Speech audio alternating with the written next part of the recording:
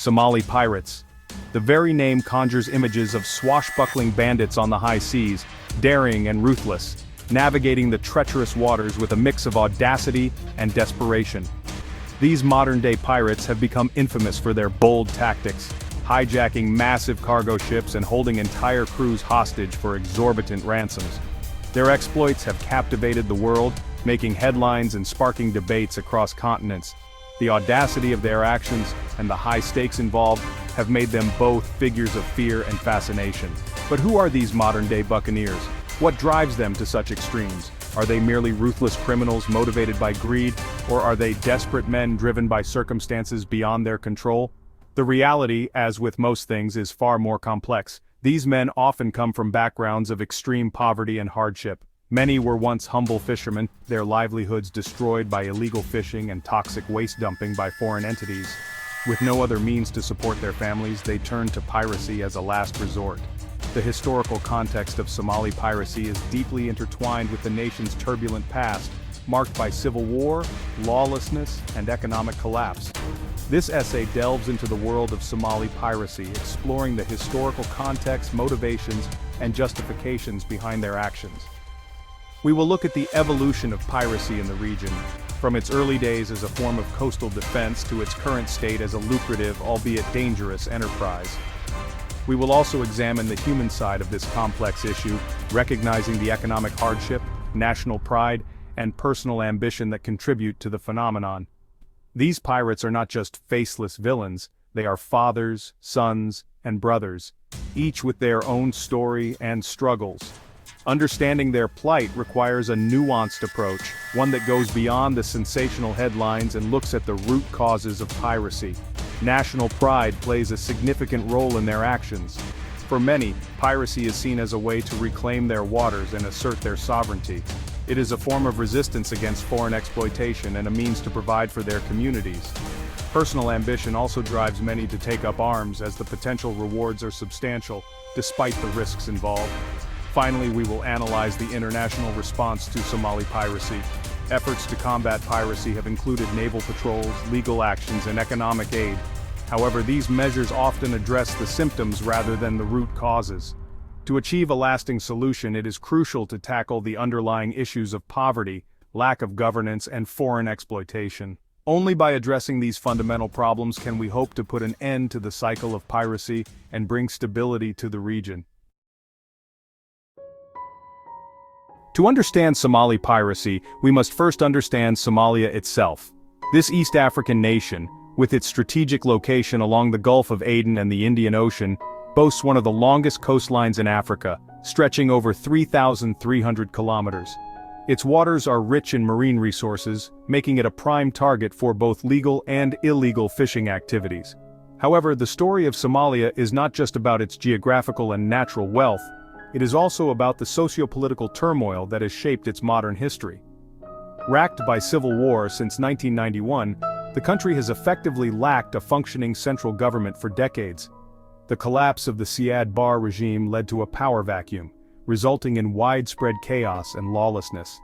Various factions and warlords vied for control, plunging the nation into a prolonged state of conflict.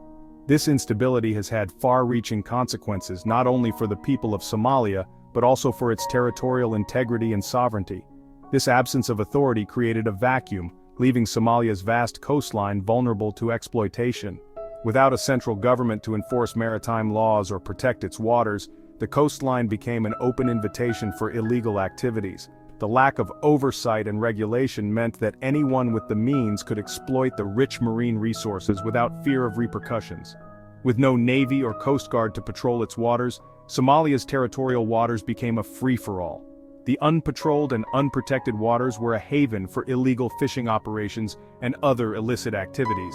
The absence of maritime security allowed foreign entities to operate with impunity, further exacerbating the challenges faced by the local population.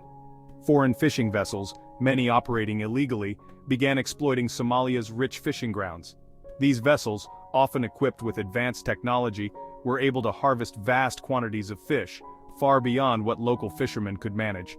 The illegal fishing operations not only depleted fish stocks but also undermined the livelihoods of Somali fishermen who depended on these resources for their survival. These industrial trawlers, often from European and Asian nations, used their advanced technology to scoop up massive hauls of fish, depleting stocks that Somali fishermen relied upon for their livelihoods. The advanced equipment and techniques employed by these foreign vessels gave them a significant advantage over local fishermen who were left struggling to compete. The depletion of fish stocks had a cascading effect on the local economy, leading to increased poverty and food insecurity. This unchecked plunder had a devastating impact on local communities, pushing many further into poverty and desperation. The loss of their primary source of income forced many Somali fishermen to seek alternative means of survival. Some turned to piracy, seeing it as a way to protect their waters and livelihoods, while others were driven to it out of sheer desperation. The cycle of poverty and lawlessness continued, fueled by the exploitation of Somalia's unprotected waters. Initially, Somali fishermen took it upon themselves to defend their waters. Faced with the rampant illegal fishing by foreign trawlers, they felt a deep sense of urgency to protect their primary source of livelihood. The coastal waters, once teeming with fish, were being depleted at an alarming rate, leaving local fishermen struggling to make ends meet. They formed armed groups, pooling their meager resources to purchase weapons and boats. These fishermen, who had once only known the art of fishing, now found themselves learning the ways of combat and strategy. The community came together, driven by a shared goal of safeguarding their future. They held meetings in their villages, discussing tactics and preparing for the confrontations that lay ahead. Their goal was not necessarily to become pirates in the traditional sense, but rather to deter illegal fishing and protect their livelihoods. They saw themselves as guardians of the sea, standing up against the exploitation of their resources. The fishermen believed that by showing strength, they could discourage the foreign vessels from encroaching on their territory. These early patrols would confront foreign vessels, demanding payment or confiscating their catch. The confrontations were often tense, with the fishermen using their limited weaponry to assert their demands. They would board the foreign boats, sometimes taking the crew hostage until a ransom was paid or the catch was handed over. These actions were seen as a necessary measure to reclaim what was rightfully theirs.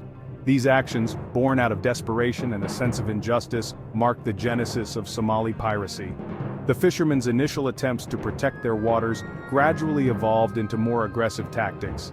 As they saw the potential for financial gain, some groups began to target not just fishing vessels but also commercial ships passing through the busy shipping lanes off the Somali coast.